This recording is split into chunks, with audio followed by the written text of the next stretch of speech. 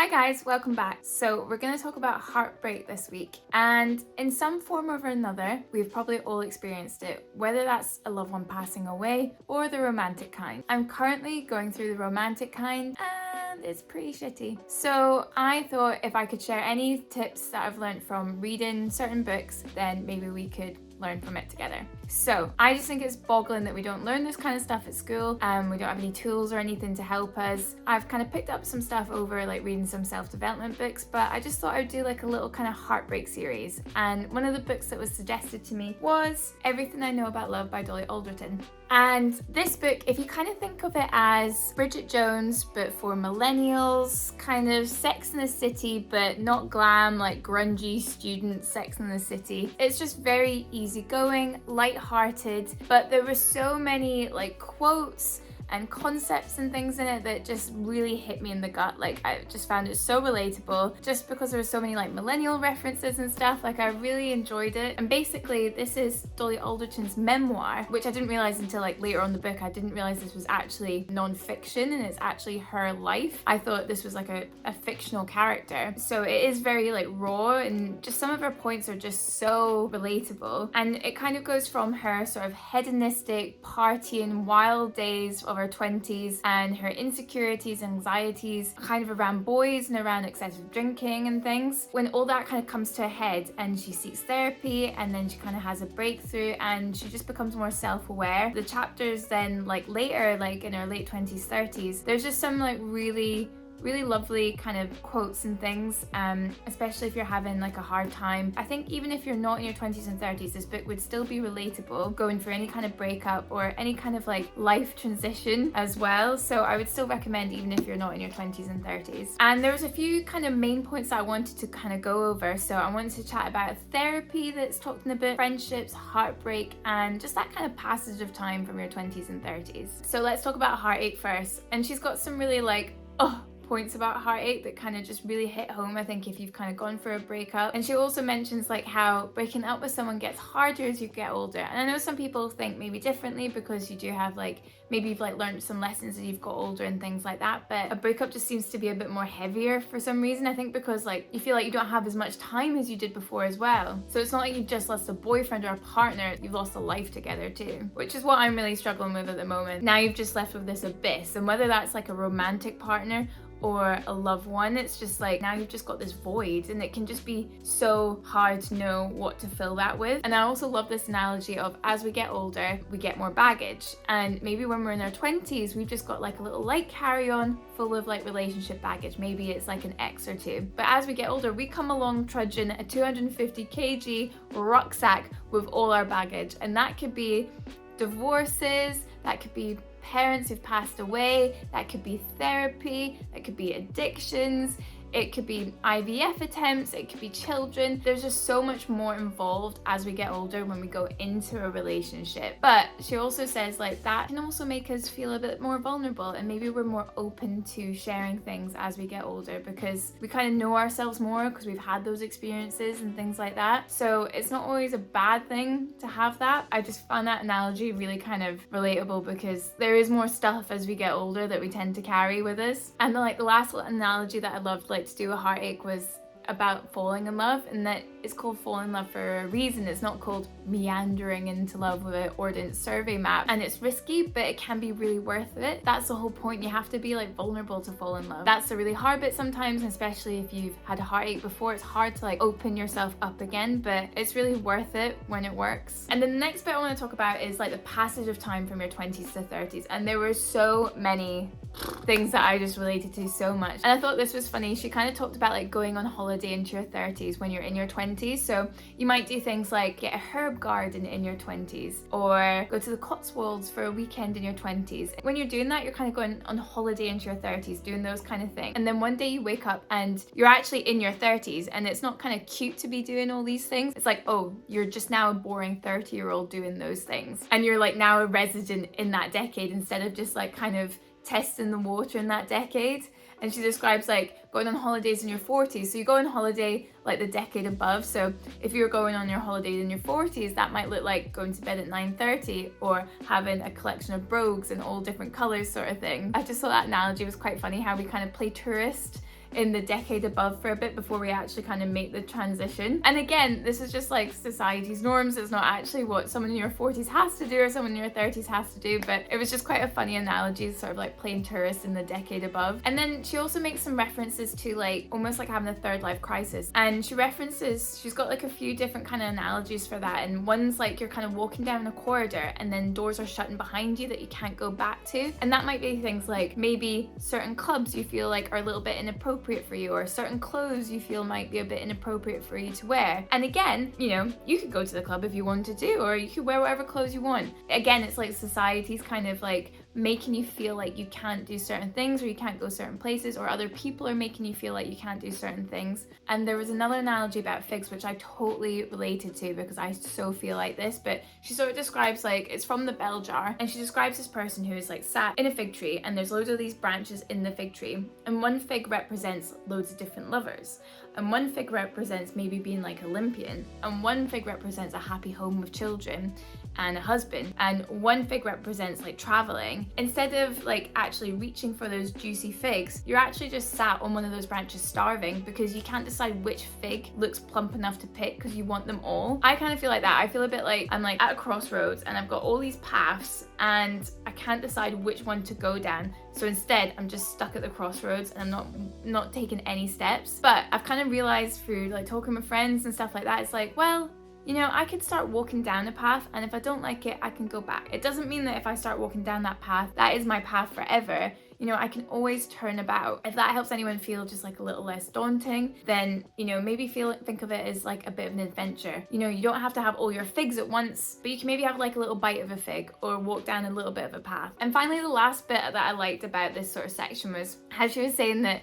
you know, it's kind of unfair that, you know, when you're in your 20s, you've kind of got that all that youth and things like that, but you don't have any of the experience, you don't have as much wisdom as you did then, and you kind of just want like to keep gaining all the wisdom and knowledge and experiences, but you just don't really want your body to perish along with it. You don't want your body to change. You just want to like keep it sort of staying the same, but getting all those experiences with time. But you just kind of want to know all this good stuff now, but still have more of your life ahead of you. But then she kind of rounds off by saying that like each decade that we come to, and maybe at each decade we might have like a little mini like freak out, but that's okay because every time we're still learning as we're going. We don't know everything at 30, we don't know everything at 40, we don't know everything at 50. We can still like keep learning and experiencing things. And yes, we might change physically, but there's still so much wonder and knowledge and new things that we can be learning and experience. And there's still so many like wonderful things that we have yet to do.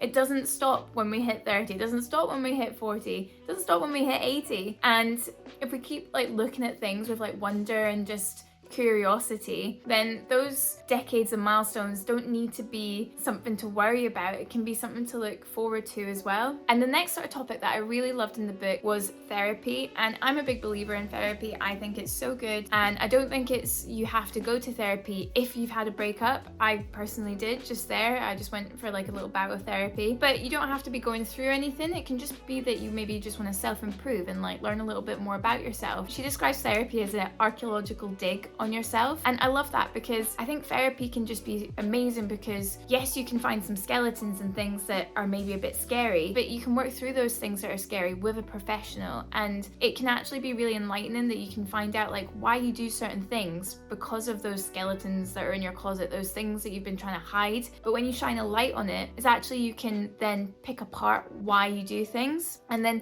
those skeletons can turn into like golden nuggets of like things that can actually help then make your life better going forward. It can be great for relationships, so you can find out like why you do certain things, why do you keep picking those certain people, why do you keep going into those certain patterns and making those certain bad choices.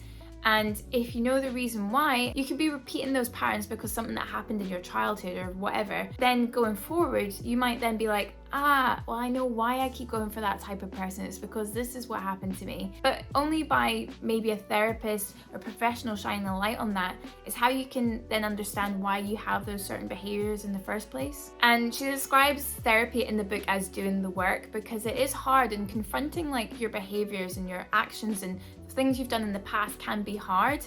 And quite often if we've done something that we're ashamed of, or we have a bit of regret over, or things like that, then we maybe don't want to talk about it. We don't want to bring that up to the surface. But by doing that, we actually can join the dots in our patterns and then hopefully avoid making those mistakes in the future. But it's only by having that self-awareness, and Dolly describes that she didn't have any self-awareness before going to therapy, and it was only by going to therapy that she actually managed to gain that insight that she could then change the course of her life through someone talking through all her behaviors with her and making her accountable for why she did certain things in the past. There's a great analogy in the book about how therapy is basically like just going through loads of rooms in your mind and like clearing out all the junk and all the toot, and then having that space and that clarity and that kind of peace that comes from like having a sort out in your house. It's like having a sort out in your own psyche. That can just be so like cathartic when you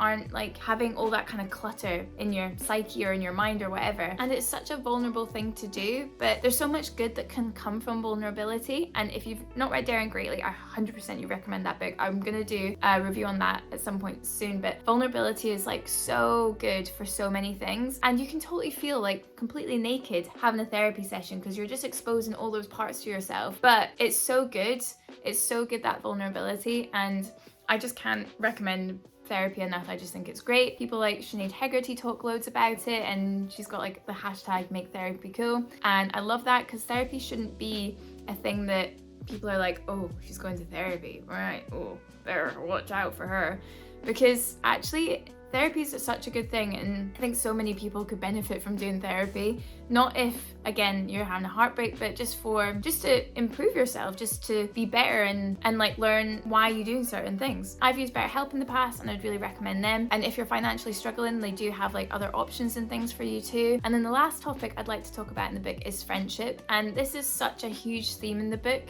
because her friendship circles are so important to her, and her friends are so important. You don't realize like how much love you actually have, and you don't realize how important your friendship connections are, that there's so much love there. And it's maybe not the romantic kind, but it is a really important, valuable form of love that most of us have access to, and we shouldn't forget about that sort of love.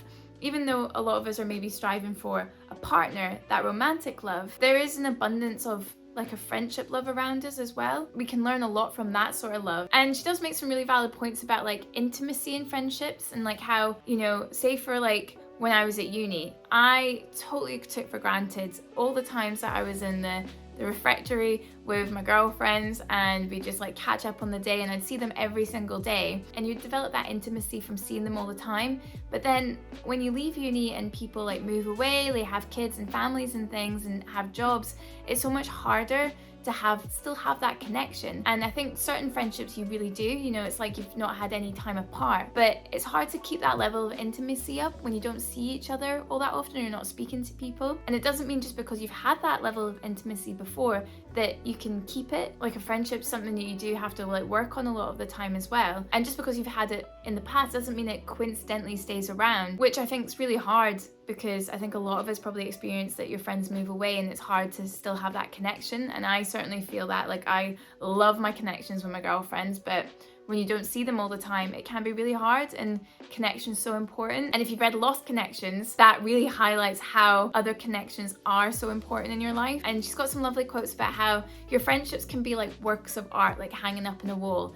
And as time goes on, the value of those increase. I think that again is to do with like vulnerability and like sharing things over time and having that connection with your friends over time, that's how the value can increase with them, because you've had so many memories and experiences with them.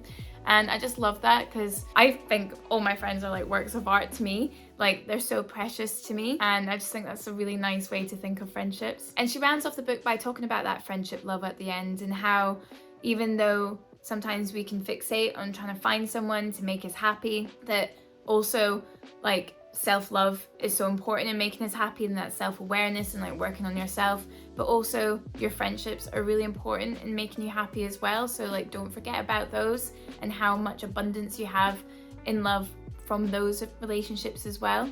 So yeah, I would give this book 5 stars. It was just what I needed. It was just light-hearted post-breakup book with funny references. It's not like I was spent the whole book like laughing out loud or anything like that, but it was just kind of like a comforting, warm hug. It was just like having a chat with a girlfriend or something like that. I would really recommend it if you are going for a breakup, or even if you're not. Just like, I feel like there's a lot of like life lessons in the book as the book goes on and she gets like more self-awareness and things like that. Like I said, I think you could read it even if you're not a millennial. If at any stage of your life you could read this book, and there are so many, like I said, quotes and references that just really hit home for me. This is the book I've highlighted the most for analogies and metaphors and quotes. Like, there was just so many in this book. What I didn't like about the book was that there were some like random recipes in the book, which, I mean, to be fair, I've probably been making scrambled eggs wrong for years, and that's probably controversial as well. I used to put milk in it because I was a student, tried to make it like last longer, you know. I've learnt my ways now. I just thought those were a bit random and just kind of threw me off a wee bit. Also, there were some like extracts in the book that were from like hypothetical like invites to events. I just felt like they were a little bit lost in the book because they were from people who didn't ever get mentioned in the book again. So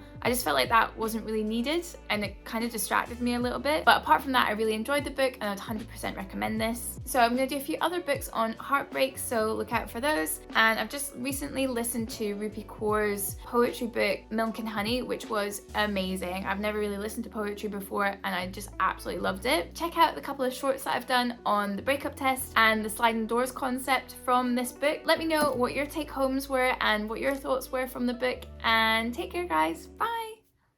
Test, you know, like if it and she talks about like, and I quite like this, that what our generation, why is it? And if you're financially struggling, and just because you've had in the past doesn't mean that you keep getting